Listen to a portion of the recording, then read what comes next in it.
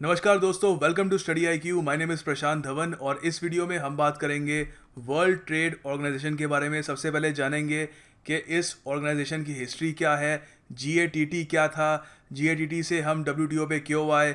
We will understand everything. Let's start. सबसे पहले इस कोट पर नज़र डालिए। ये एक मोटिवेशनल कोट नहीं है, हमारे टॉपिक से रिलेटेड है।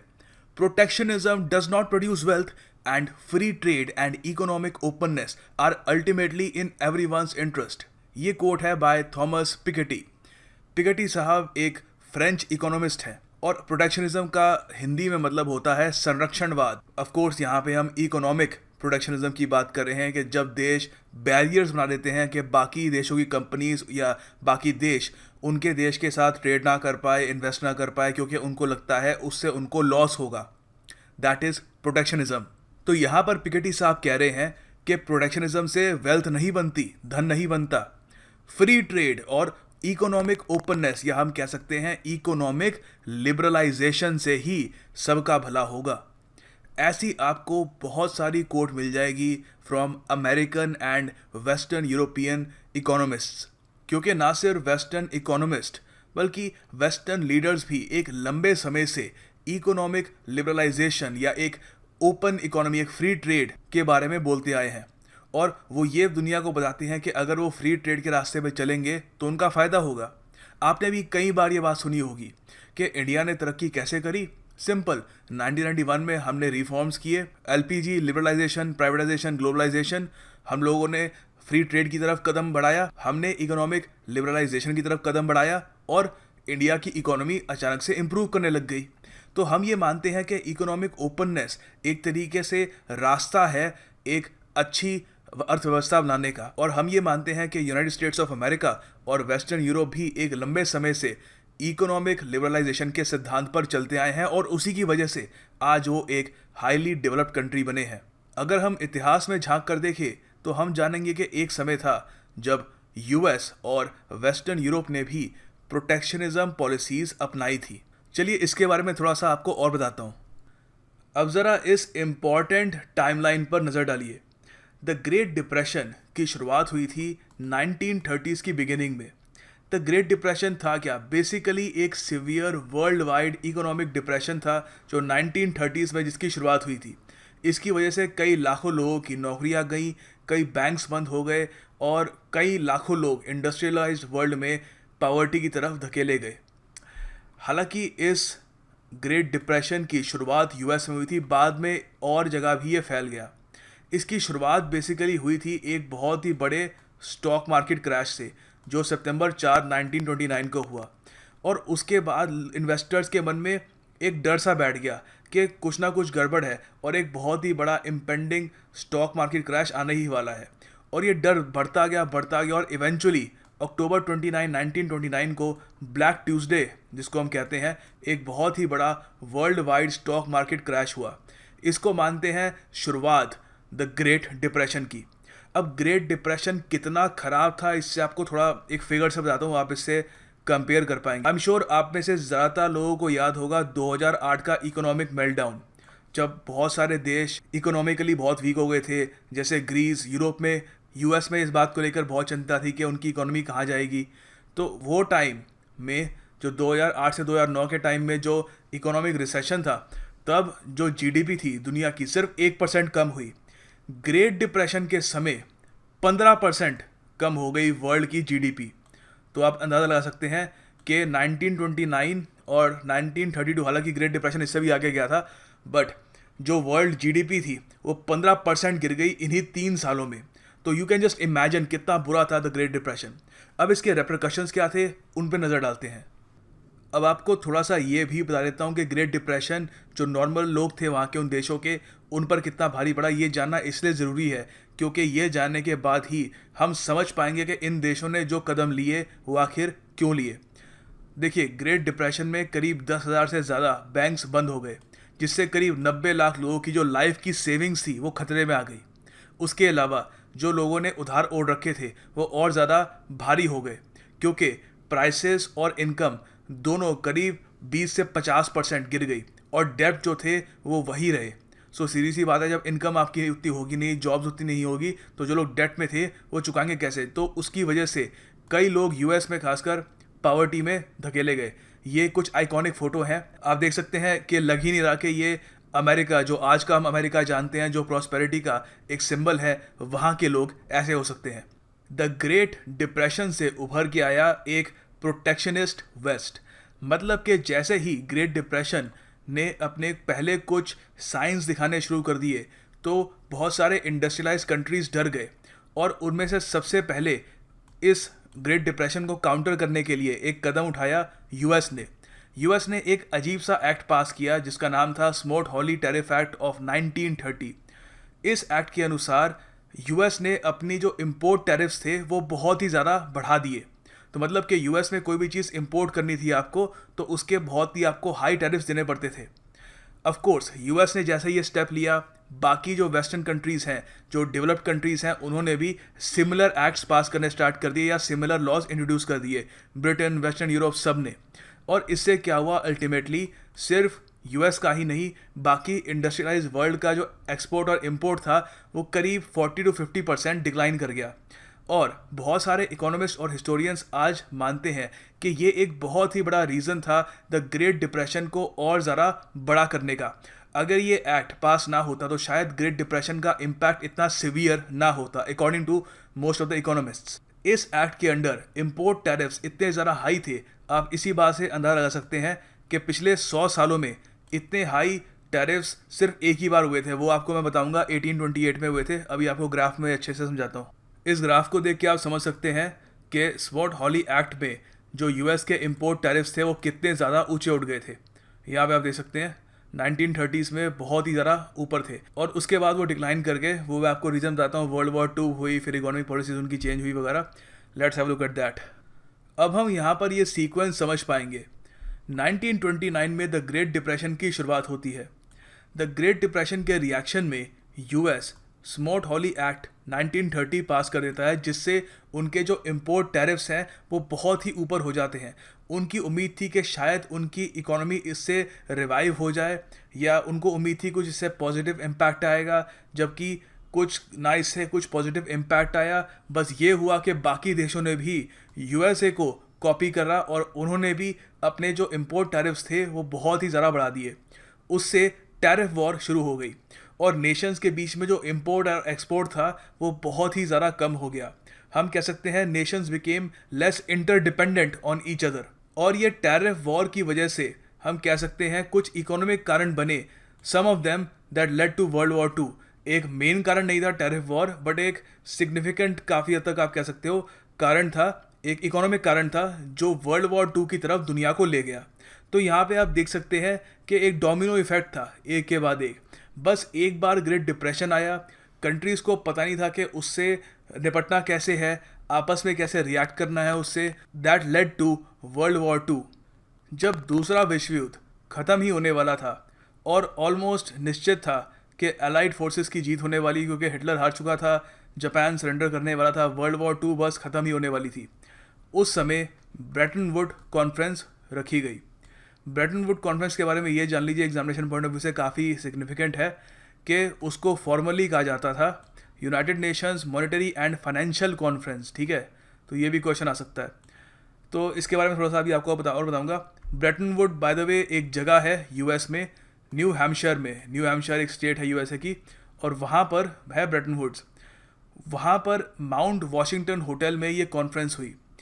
इस कॉन्फ्रेंस में ये इस बात पे ध्यान दिया गया कि जो ग्रेट डिप्रेशन के बाद सर्कमस्टांसेस बने एक के बाद एक, जिससे सिचुएशन बद से बदतर होती गई, ऐसी सिचुएशन फिर से नहीं आनी चाहिए, और दुनिया में एक फाइनेंशियल ऑर्डर होना चाहिए जो ऐसी किसी स्थिति से निपटने में सबको गाइड करे, ताकि कोई मिसअंडरस्टैंडिंग्स ना आए, कंट्रीज़ एक दूसरे के इंटरेस्ट के खिलाफ इतना काम ना शुरू कर दे कि वॉर की तरफ दुनिया धकेली जाए। सो ब्रेटन वुड कॉन्फ्रेंस में किन किन सजेशंस पे काम किया गया, अब ये देखते हैं।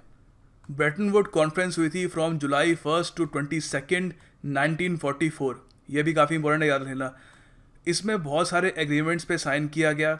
मेन जो चीज़ें इस कॉन्फ्रेंस से निकल कर आई थी वो थी ये दोनों। एक तो था international bank for reconstruction and development, और दूसरा था IMF। ठीक है। और तीसरी जो चीज़ ऑलमोस्ट जो सक्सेसफुल हो ही गई थी वो थी इंटरनेशनल ट्रेड ऑर्गेनाइजेशन। आईटीओ का काम ये लोगों ने उस वक्त सोचा था वो होगा कि ये ट्रेड किस तरीके से वर्ल्ड में होगा वो ये रेगुलेट करेगी। आइडिया बहुत अच्छा था, काफ़ी सारे देशों ने एक पॉजिटिव इसमें इंटरेस्ट भी दिखाया, वो चाहते थे कि ऐसी एक ऑर्गेनाइजेशन होनी चाहिए, बट इसमें कुछ problems I. Let's have a look at that. तो देखिए, ब्रेटन वुड कॉन्फ्रेंस के बाद आईएमएफ और आईबीआरडी वजूद में आ गए। बाय 1947 तक ये दोनों वजूद में आ गए। सब देशों ने एग्री किया कि ये दोनों एग्जिस्ट करने चाहिए, सो दे वर सक्सेसफुल। बट आईटीओ का फेट ऐसा नहीं था। आईटीओ के अभी वजूद में आने में बहुत ज़्यादा प्रॉब्लम होनी थी, क्योंकि देखिए पहले तो क्या हुआ कि जब आईटीओ के लिए एक हवाला चार्टर तैयार किया गया, उस चार्टर को रेटिफाई करना था 56 कंट्रीज़ ने, उसमें से सिर्फ 53 ने किया। और वो इतनी बड़ी प्रॉब्लम नहीं थी। सबसे बड़ी प्रॉब्लम थी कि जो 3 कंट्रीज़ ने इस आईटीओ के जो हवाला चार्टर था उसको रेटिफाई करने से मना किया, उनमें से एक बहुत ही इंपॉर्टेंट कंट्री थी, वो थी यूनाइटेड स्टेट्स ऑफ अमेरिका। जी हाँ, यूएसए को आईटीओ का जो आइडिया था उनको पसंद नहीं आया, और यूएस की जो कांग्रेस थी उन्होंने रिजेक्ट कर दिया इसको, और यूएस ने ये रेटिफाई नहीं किया। तो बाकी कंट्रीज़ के पास अब ये ऑप्शन थी कि अब यूएसए ने इसको मना कर दिया तो यूएसए के बिना ही आईटीओ बना दिया जाए, क्योंकि उनको एक ऐसी ऑर्गेनाइजेशन की ज़रूरत तो थी ही। बट एक थॉट ये भी था कि यूएसए के बिना आईटीओ क्या कुछ इसका मीनिंग होगा भी, क्योंकि आपको पता ही है पिछले 1 सेंचुरी से यूएसए एक बहुत ही बड़ा इकोनॉमिक सुपर पावर बन के उभरा है। ऑफ कोर्स वर्ल्ड वॉर 2 के बाद तो एक मिलिटरीली एक सुपर पावर बन के भी उभर गया, but economic super power USA काफ़ी लंबे समय से रहा है, तो उसके बिना आईटीओ बनाना एक अच्छा आइडिया नहीं था। सो अब देखते हैं कि जो बाकी देश थे उन्होंने, यूएसए ने जब पुल आउट कर लिया इससे, उन्होंने क्या करने का फैसला लिया। अब देखिए, यूएसए ने आईटीओ के आइडिया को कम्प्लीटली डिक्लाइन कराने में बहुत टाइम लगा दिया। वो डिसाइड नहीं कर रहे थे कि ऑफिशियली मना कब करें, तो इसमें काफ़ी टाइम लग गया। और बाकी जो देश थे दे वर गेटिंग इम्पेशेंट, क्योंकि उनको एक ऐसी एक मल्टीलैटरल एग्रीमेंट की ज़रूरत थी जो वर्ल्ड ट्रेड को जो वहाँ पे रेगुलेट कर पाए। तो आईटीओ तो पता नहीं था कि बनेगा नहीं बनेगा, तो बाकी कंट्रीज़ ने कहा कि टेम्परेरी एक अरेंजमेंट करते हैं, एक टेम्परेरी मल्टीलैटरल एग्रीमेंट तैयार करते हैं जिससे वर्ल्ड ट्रेड कुछ तो आगे बढ़े, कुछ तो रूल्स वगैरह सेटअप हो। तो उसके लिए जेनेवा कॉन्फ्रेंस हुई थी 1947 में। यूएसए ने अब तक कंप्लीटली डिक्लाइन नहीं किया था आईटीओ का आइडिया, ठीक है। सो यहाँ पर ये इस जेनेवा कॉन्फ्रेंस के बाद डिसाइड किया गया कि एक टेम्परेरी मल्टीलैटरल एग्रीमेंट बनाया जाएगा जिसको नाम दिया गया गैट। इसके बारे में आपने सुना होगा। गैट की फुल फॉर्म है general agreement of on tariffs and trade. तो सारी जो प्रॉब्लम है आपको पता है टैरिफ्स की थी, तो उस पर फोकस करते हुए गैट को बनाया गया। अब देखते हैं जब यूएसए ने फाइनली डिसाइड किया कि वो आईटीओ के बारे में क्या करना चाहता है, उसके बाद क्या हुआ। अब देखो, गैट को साइन किया 23 कंट्रीज़ ने। ये इंपॉर्टेंट है, सारी फिगर्स याद रख लेना, ठीक है। जनेवा में ऑन 30 अक्टूबर 1947, और गैट पावर में मतलब it came into existence on 1 जनवरी 1948। अब देखो, फिर उसके बाद 1950 में यूएसए ने मन बना लिया फाइनली। उन्होंने डिसाइड कर लिया कि आईटीओ को यस करना है या नो करना है, और यूएसए ने कहा नो। यूएसए को आईटीओ का जो आइडिया था वो उनको पसंद नहीं आया और दे रिजेक्टेड इट। तो बाकी कंट्रीज़ ने सोचा कि ठीक है, अब गैट जो है, जो अब पावर में आ ही चुका है, उसको ही चलाएंगे। और गैट बहुत ही लंबे समय तक चलता रहा। It lasted until the signature bye 123 Nations in Marrakesh on April 14, 1994। अभी ये कहानी पूरी बताऊंगा कि WTO एग्जिस्टेंस में कैसे आया। ये बहुत ही लंबे समय तक गैट रहा, क्योंकि यूएसए ने इसमें एग्रीमेंट नहीं किया, उनको अपनी तरफ से इसमें ज़्यादा प्रॉफिट नहीं दिख रहा था। चलो अब देखते हैं कि गैट से कैसे दुनिया WTO की तरफ आई। अब गैट से रिलेटेड कुछ पॉइंट्स हैं यहाँ पे, ध्यान देना, कभी आंसर राइटिंग में काम आ सकते हैं आपको। First of all, GATT was limited to removing tariff on goods. तो सिर्फ गुड्स पे जो टैरिफ रिमूव करने में ही उसकी जो पावर्स थी वो वहाँ पर लिमिटेड थी। तो मतलब वहाँ पर एग्रीकल्चर और टेक्सटाइल सेक्टर जो एक बहुत ही बड़ा पोर्शन होता है मेजर कंट्रीज़ के लिए, उसको एक्सक्लूड कर दिया गया, ठीक है। तो ये एक कमी भी मानी गई थी। बाद में जब इवेंचुअली WTO ने गैट को रिप्लेस किया, जैसे हम सब जानते ही हैं, तो ये एक बहुत ही बड़ा मुद्दा रहा। तो make sure you remember this. Secondly, GATT was applicable only on trading of merchandise goods, सिर्फ मर्चेंडाइज जो गुड्स थे उसी पर ये एप्लीकेबल था। उसके अलावा देखिए ये काफ़ी इंपॉर्टेंट पॉइंट है, जैसे हम पढ़ पा रहे हैं कि गैट एक ऑर्गेनाइजेशन नहीं थी, एक एग्रीमेंट था। और सिंस ये एक ऑर्गेनाइजेशन नहीं थी तो जो पार्टिसिपेटिंग कंट्रीज थी उनको मेंबर नहीं कहते थे, क्या कहते थे, उनको कहते थे कॉन्ट्रैक्टिंग पार्टीज। तो this is very important.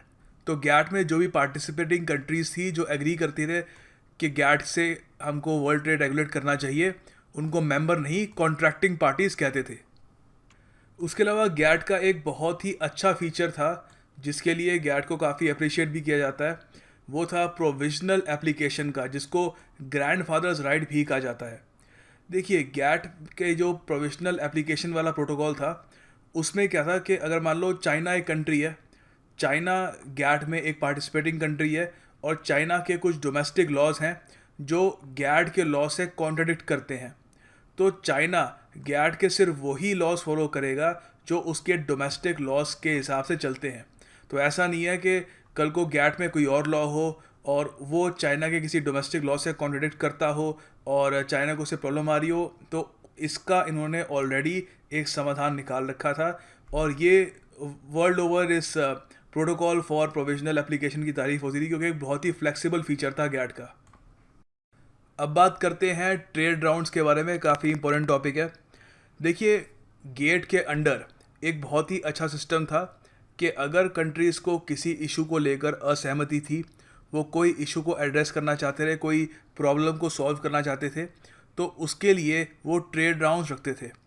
Trade rounds कोई नेसेसरी नहीं था कि हर 2 साल में होगा, हर 3 साल में होगा। उनको जब भी लगता रहा कि एक ट्रेड राउंड की आवश्यकता है, वो एक सिटी चुनते रहे किसी भी देश की और वहाँ पर वो ट्रेड राउंड्स होते थे। टोटल आपको याद रखना है कि गेट के अंडर हुए हैं 8 ट्रेड राउंड्स। मैं आपको ही बताऊंगा, यहाँ पे आप लिस्ट दे सकते हैं। सबसे पहला हुआ था जिनेवा में, काफ़ी इंपॉर्टेंट है। तो यहाँ पर क्या हुआ था, द साइनिंग ऑफ गेट। जैसे मैंने आपको बताया जिनेवा में ही सबसे पहले साइनिंग हुई थी गेट की। उसके बाद फ्रांस में हुआ, फिर यूके में हुआ और हर बार इशू यही था टैरिफ। जैसे मैंने आपको बताया था लिमिटेशन है गेट की कि बस ज़्यादातर टैरिफ्स पे ही फोकस है उसका। और उसके बाद जिनेवा में फिर से हुई 1956 में। इस बार टैरिफ्स डिस्कस किए और साथ में एडमिशन ऑफ जापान। और हर बार कुछ सर्टन बिलियन डॉलर्स का जो टैरिफ रिडक्शन हमेशा होता था, ठीक है। और उसके बाद यहाँ पे आप देख सकते हैं जब तक टोक्यो का हुआ, ये 7th ट्रेड राउंड था। यहाँ पर tariff reductions worth more than 300 billion was achieved. बहुत ही बड़ा एक यहाँ पे अकॉम्प्लिशमेंट थी। उसके बाद उरुग्वे में जो 8वां ट्रेड राउंड था उसमें डिसाइड किया गया कि अब शायद WTO की ज़रूरत है और गेट का समय ख़त्म हो चुका है, वो आपको अलग से बताऊंगा। आपको जो लास्ट था ट्रेड राउंड उसके बारे में ये याद रखना है कि इसकी शुरुआत हुई थी 1986 में और ये चला all the way till 1994। 87 months duration थी इस ट्रेड राउंड की। बहुत सारी चीज़ें डिस्कस हुई। प्राइमरीली इस ट्रेड राउंड को इसीलिए जाना जाता है क्योंकि this led to the creation of World trade Organization. We will discuss that a bit more soon. और फिर वर्ल्ड ट्रेड ऑर्गेनाइजेशन के अंडर जो पहला ट्रेड राउंड हुआ वो था दोहा में, ठीक है। तो वर्ल्ड ट्रेड ऑर्गेनाइजेशन के अंडर अब तक सिर्फ एक ही ट्रेड राउंड हुआ है। इससे रिलेटेड आपसे एक क्वेश्चन भी पूछता हूँ ताकि आप में थोड़ा सा कॉन्फिडेंस आए कि इतनी सारी पढ़ाई करने के बाद क्या मैं कोई MCQ भी सॉल्व कर सकता हूँ। बिल्कुल कर सकते हो। अब देखो ये बड़ा इंटरेस्टिंग यहाँ पर MCQ है। अब ये MCQ आप आराम से कर लोगे, सिवाय एक स्टेटमेंट के। आई थिंक बाकी सब स्टेटमेंट आप आराम से कर लोगे। आपको ये जो स्टेटमेंट्स है WTO से रिलेटेड बताना है कि इनमें से कौन सी सही है कौन सी गलत है। पहली स्टेटमेंट है कि WTO was set up as a result of the Uruguay round, ठीक है। ये हमने बात कर ली अभी अभी, तो this is right. Doha is the first round under WTO, ये भी सही बात है। जैसे हमने बात करी थी, ये गेट के अंडर नहीं था, WTO के अंडर था। Finally Roberto Azevedo is the current Director General of WTO। क्या ये है, नहीं है? जो लोग करंट अफेयर्स को फॉलो कर रहे हैं वो सर हिला रहे होंगे। जी हाँ, ये भी सही है। तो यहाँ पर क्या क्या आंसर हो गया हमारा? All the above. So finally world trade organization existence में आता है 1 जनवरी 1995। क्यों आता है, गेट को क्यों रिप्लेस करता है, सब डिस्कस करेंगे। अभी बस ये जान लो कि जब वो एग्जिस्टेंस में आया, वो आया था अंडर द मराकेश एग्रीमेंट। ये बहुत इंपॉर्टेंट है, ये चीज़ें जो मैं यहाँ पे मार्क कर रहा हूँ ना, अच्छे से लिख लेना।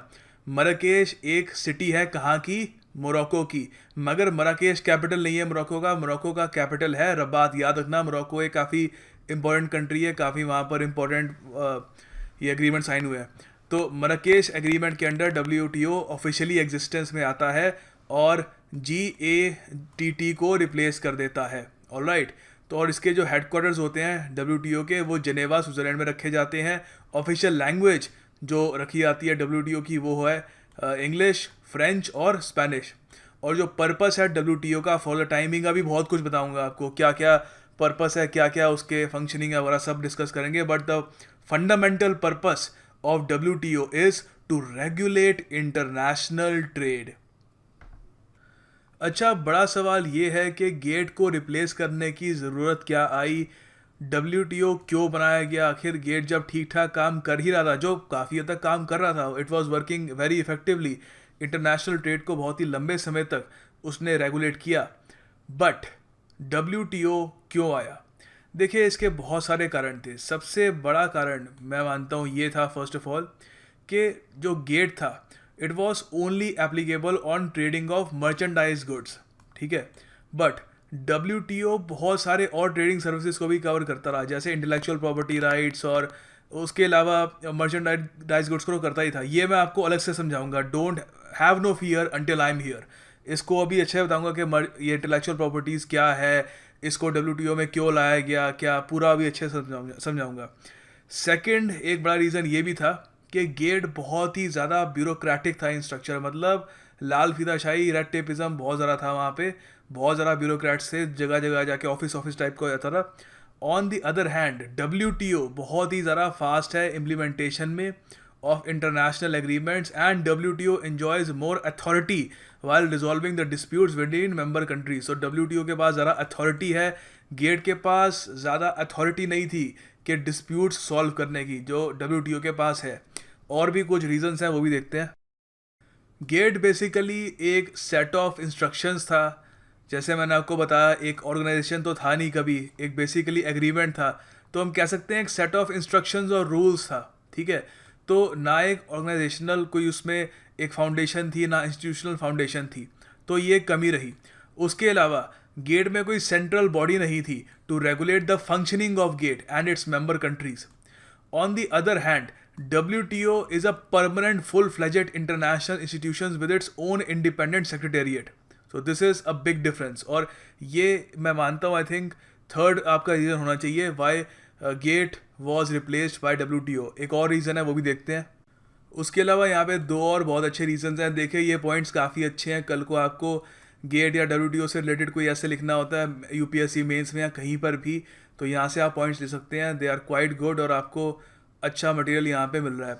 तो देखो, गेट का एक बहुत ही बड़ी प्रॉब्लम ये थी कि गेट के जो एग्रीमेंट्स हैं they were subject to the willingness of member countries to implement. तो मतलब काफ़ी बार जो मेंबर कंट्रीज थे उनकी मर्जी होती थी कि वो इम्प्लीमेंट करे या ना करे, ठीक है। It was quite possible that one or more member countries refuse to implement the signed agreement simply due to various miscellaneous local reasons। तो काफ़ी बार कुछ लोकल रीजन्स की वजह से भी जो साइंड एग्रीमेंट्स है उसकी कुछ शर्तों पे वो इम्प्लीमेंट नहीं करते थे, ठीक है। और कोई इतनी अकाउंटेबिलिटी नहीं होती थी, कोई पनिशमेंट नहीं होती थी कि आपने ये नहीं किया तो आपको ये पनिशमेंट मिलेगी वगैरह, ठीक है। मगर WTO के साथ ऐसा नहीं है। जो कमिटमेंट्स है of WTO are permanent and reliable. उसके अलावा एक काफ़ी बड़ा फैक्टर ये भी था कि डेवलपिंग कंट्रीज़ जो हैं, जो देश विकास कर रहे हैं, उनकी एक डिमांड थी कि trade in agriculture and textile को भी इंटरनेशनल ट्रेड रजीम में लाया जाए, जो आपको पता है गेट में नहीं था, ठीक है। काफ़ी बार बोल दिया, सिर्फ टैरिफ्स थे वो भी गुड्स के ऊपर। तो एग्रीकल्चर और टेक्सटाइल सिंस वो लेफ्ट आउट था, तो डेवलपिंग कंट्रीज़ की एक बहुत ही लंबे समय से एक रिक्वेस्ट थी कि इसको भी इंक्लूड किया जाए। तो वो भी एक रीज़न माना जाता है कि WTO को एंड में बनाया गया ताकि एग्रीकल्चर और टेक्सटाइल को उसमें इंक्लूड किया जा सके। अच्छा, तो अभी हम जो एग्रीकल्चर और टेक्सटाइल का जो ट्रेड है उसको WTO में इंक्लूड करने के बारे में बात कर रहे थे, वो एक्चुअली हुआ भी। बट ऐसे नहीं हुआ कि WTO को बनाते वक्त जो डेवलप्ड कंट्रीज़ हैं, जो अमीर देश हैं, US UK, वो कह रहे थे चलो अच्छा आपको ये चाहिए, ठीक है हम ये कर लेते हैं। इसमें एक ग्रैंड बार्गेन हुआ, ठीक है। बार्गेन आपको बताइए क्या होता है। तो उसमें डेवलपिंग कंट्रीज़ जो थी उन्होंने भी कुछ बातों को माना और डेवलप्ड कंट्रीज़ ने भी कुछ बातों को माना। डेवलप्ड कंट्रीज़ ने कहा कि ठीक है, डेवलपिंग कंट्रीज़ की जो रिक्वेस्ट है कि एग्रीकल्चर और टेक्सटाइल को WTO के अंडर लाना चाहिए, तो उन्होंने इसको मान गए। उसके बदले में हाँ, हालांकि इसमें कुछ एक्सेप्शंस भी थी, ठीक है, वो इतना जानने की ज़रूरत नहीं है। और डेवलप्ड कंट्रीज़ की जो डिमांड थी डेवलपिंग कंट्रीज़ की तरफ, उन्होंने कहा कि ये इंक्लूजन ऑफ सर्विस और इंटेलेक्चुअल प्रॉपर्टी राइट्स भी होना चाहिए WTO में। वो डेवलपिंग कंट्रीज़ ने माना। तो दोनों ने एक दूसरे की कुछ बातें मानी, कंसेशंस वगैरह किए, ग्रैंड बार्गेन हुआ, तो जाके हुआ। अच्छा, आज भी दोहा के जो ट्रेड राउंड हुआ था उसके बाद भी काफ़ी सारी चीज़ें जो WTO और ज़्यादा अचीव करना चाहता था वो नहीं कर पाया, तो उसके लिए आज भी कहते हैं कि एक ग्रैंड बार्गेन फिर से चाहिए, ठीक है। तो आप काफ़ी बार ऐसे आर्टिकल्स देखोगे, अगर आप ये ग्रैंड बार्गेन गूगल करते हो WTO से रिलेटेड, तो आप ऐसे बहुत सारे आर्टिकल्स देखोगे जिसमें वेरियस रिपोर्ट्स आई होती हैं कि WTO में फिर से ग्रैंड बार्गेन चाहिए डेवलपिंग कंट्रीज़ और डेवलप्ड कंट्रीज़ के बीच में।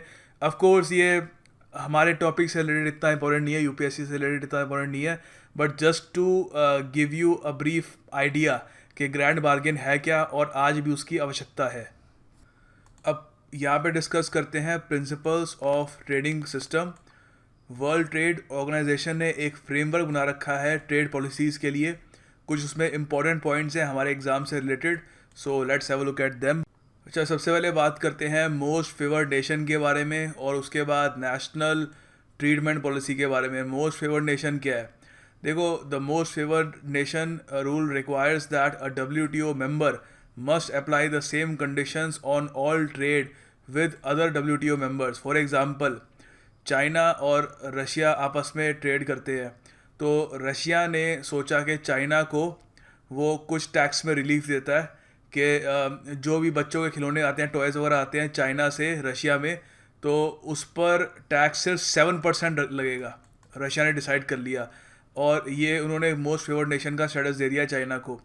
तो अब क्या है कि कोई भी देश अगर रशिया में टॉयज़ अगर भेजना चाहता है, एक्सपोर्ट करना चाहता है, तो वो 7% से ऊपर का टैक्स नहीं लगा सकते।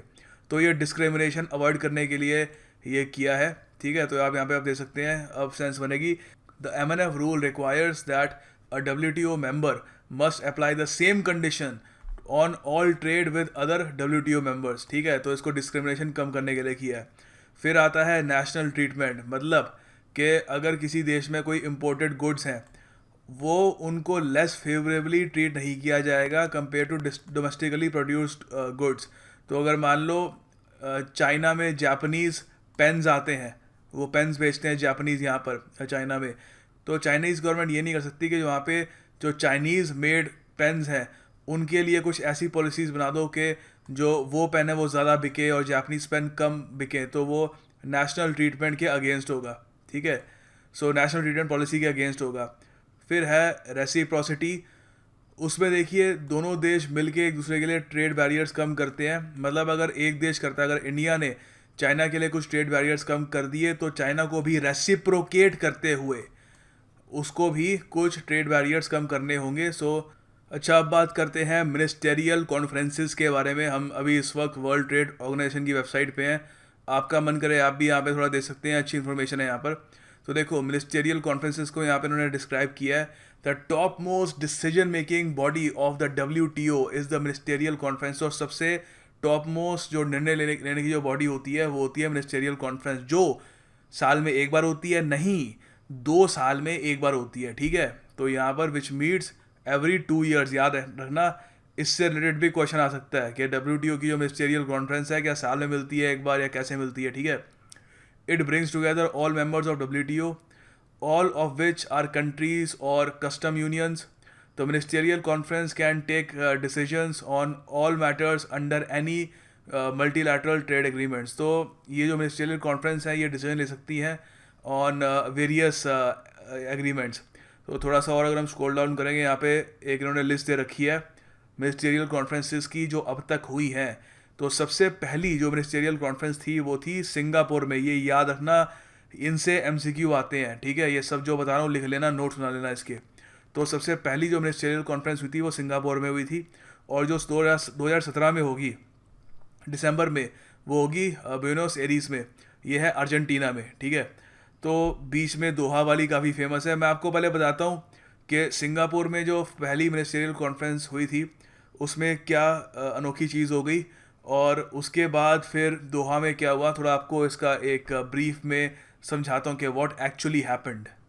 अब हम बात करते हैं पहले मिनिस्टेरियल कॉन्फ्रेंस के बारे में, सिंगापुर के बारे में। काफ़ी इंपॉर्टेंट है, यहाँ से एक कहानी शुरू हुई थी। खैर, एग्ज़ाम पॉइंट ऑफ व्यू से मैं आपको बताऊँ तो पहली चीज़ ये याद रखना कि WTO के जो पहली मिनिस्टेरियल कॉन्फ्रेंस थी कहाँ पर हुई थी, इसकी लोकेशन याद रखना, सिंगापुर में हुई थी। ईयर हो सके ये भी याद रख लो। बाकी कहानी हुआ क्या था इसमें, अगर मेंस में कभी ऐसे लिख रहे हो तो इम्पॉर्टेंट है। बाकी सिंगापुर इश्यूज़ के बारे में आपको समझा देता हूँ।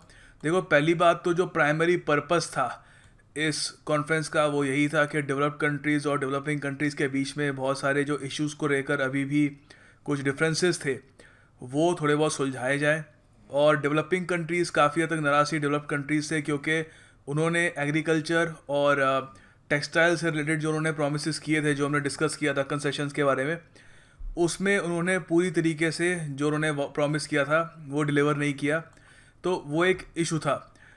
बट सिंगापुर कॉन्फ्रेंस में डेवलप्ड कंट्रीज़ जो थी, एडवांस कंट्रीज़, उन्होंने एक नया पासा फेंक दिया। उन्होंने डेवलपिंग कंट्रीज़ के सामने रख दिए 4 इश्यूज़ जो वो अब फिर से नेगोशिएशन में लाना चाहते थे। इनको नाम दिया गया सिंगापुर इश्यूज़। ये 4 इश्यूज़ थे: transparency in government procurement, trade facilitation agreement, this is quite important, ये आगे भी अभी डिस्कस करेंगे, ट्रेड एंड इन्वेस्टमेंट और ट्रेड एंड कंपटीशन। तो ये 4 नए उन्होंने इश्यूज़ उठा दिए जिससे डेवलपिंग कंट्रीज़ बिल्कुल भी खुश नहीं थी, क्योंकि ऑलरेडी जैसे मैंने आपको बताया कि एग्रीकल्चर और टेक्सटाइल से रिलेटेड जो मुद्दे थे पहले के वो पेंडिंग थे, और जो डेवलप्ड कंट्रीज़ ने जो वादे किए हुए थे डेवलपिंग कंट्रीज चाहती थी कि वो पहले वो पूरे करें और ये मुद्दे बाद में उठाए जाए। तो ये सिंगापुर इश्यूज़ काफ़ी कंट्रोवर्सी में रहे, काफ़ी हद तक न्यूज़ में रहे, क्योंकि इससे एक डिवाइड सा क्रिएट हो गया बहुत ही बड़ा इस मिनिस्टेरियल कॉन्फ्रेंस में। फिर थर्ड मिनिस्टेरियल कॉन्फ्रेंस काफ़ी फेमस या इनफेमस कह लूँ, काफ़ी बदनाम है, क्योंकि एक बहुत ही बड़ा फेलियर था ये हुई थी सियाटल में, याद रखना, ठीक है। ये पूछ सकते हैं आपसे कि काफ़ी फेमस ये थर्ड मिनिस्टेरियल कॉन्फ्रेंस है WTO की कहाँ पे हुई थी। ये हुई थी सियाटल में 1999 में। बिल क्लिंटन इस वक्त प्रेसिडेंट थे यूनाइटेड स्टेट्स ऑफ अमेरिका के। ये देखिए एक बहुत ही बड़ा फेलियर क्यों था। पहली बात तो ये था कि जो डेवलप्ड कंट्रीज़ थी उन्होंने फिर से जो सिंगापुर इश्यूज़ थे उनको फिर से उठाया, और फिर से वही डेवलप्ड कंट्रीज़ और डेवलपिंग कंट्रीज़ के बीच में जो डिफरेंसेस थे वो उठ गए। और सिर्फ यही नहीं, करीब 40,000 लोग यहाँ पर प्रोटेस्ट कर रहे थे जब ये कॉन्फ्रेंस हो रही थी। तो इसी के आसपास उसी एरिया में 40,000 लोग इकट्ठा हुए और उन्होंने WTO की वेरियस जो पॉलिसीज़ हैं उसके खिलाफ प्रोटेस्ट किया। यहाँ पे ऐसा नहीं था कि एक सर्टन कॉज के लिए प्रोटेस्ट कर रहे थे, बहुत सारे छोटे छोटे ग्रुप्स थे वो मिल के प्रोटेस्ट कर रहे थे। कुछ लोग इसलिए प्रोटेस्ट कर रहे थे क्योंकि वो मानते थे कि डेवलप्ड कंट्रीज़ को, डेवलपिंग कंट्रीज़ को एक बुली नहीं करना चाहिए, उनको पुश नहीं करना चाहिए एक चीज़ में जिसमें वो अभी पार्टिसिपेट नहीं करना चाह रहे। फॉर एग्जांपल, डेवलप्ड कंट्रीज चाहते थे कि जो डेवलपिंग कंट्रीज़ है अपनी इकोनॉमीज़ और ओपन करे ताकि डेवलप्ड कंट्रीज़ की जो कंपनी है वहाँ पर बिजनेस कर सके। डेवलपिंग कंट्रीज तैयार नहीं थी। और उसके अलावा यहाँ पर कुछ लोग ऐसे भी थे इस 40,000 लोगों के ग्रुप में जो ग्लोबलाइजेशन का जो आइडिया है उसके खिलाफ थे। जो आजकल हम ये डोनाल्ड ट्रंप की पॉलिटिक्स देखते हैं वो बेसिकली ग्लोबलाइजेशन के खिलाफ बहुत कुछ बोलते हैं कि ग्लोबलाइजेशन की वजह से अमेरिकन जॉब्स बाहर चली गई, बाहर के लोग अमीर हो गए, हम गरीब हो गए। तो ये चीज़ पहले भी US में हो चुकी है 1999 में। तो उस समय भी बहुत सारे लोग ये डर रहे थे कि ग्लोबलाइजेशन की वजह से US में बहुत सारे वर्कर्स की नौकरी चली जाएगी और जो कंपनीज़ हैं वो सिर्फ अपना मुनाफा देख रही है।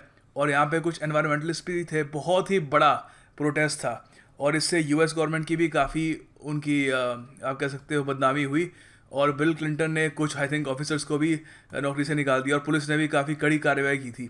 So this is a very infamous ministerial conference, the Seattle conference. फिर चौथी मिनिस्टेरियल कॉन्फ्रेंस हुई दोहा कतर में 2001 में। ये बहुत ही ज़्यादा महत्वपूर्ण है। इसके बारे में पहले तो ये पता कर लो, ये याद रखना कि दोहा कतर में है, ठीक है, पहली बात। दूसरी बात कि इस कॉन्फ्रेंस में China became a member of WTO, 143rd member बना था। तो याद रखना, प्रीलिम्स में से क्वेश्चन आ सकता है कि कौन सा कंट्री था, क्योंकि दोहा कॉन्फ्रेंस अपने आप में बहुत ज़्यादा फेमस है और पूछ सकते हैं आपसे कि कौन सा कंट्री था जो 143rd मेंबर बना WTO का। तो चाइना ने ज्वाइन कर लिया। अच्छा, उसके बाद जो डेवलपिंग कंट्रीज़ थी उन्होंने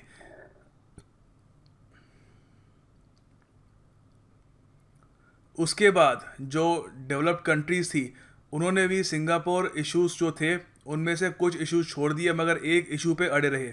वो था ट्रेड फैसिलिटेशन एग्रीमेंट, कि जो डेवलपिंग कंट्रीज़ हैं वो मार्केट एक्सेस दे डेवलप्ड कंट्रीज़ की कंपनीज़ को।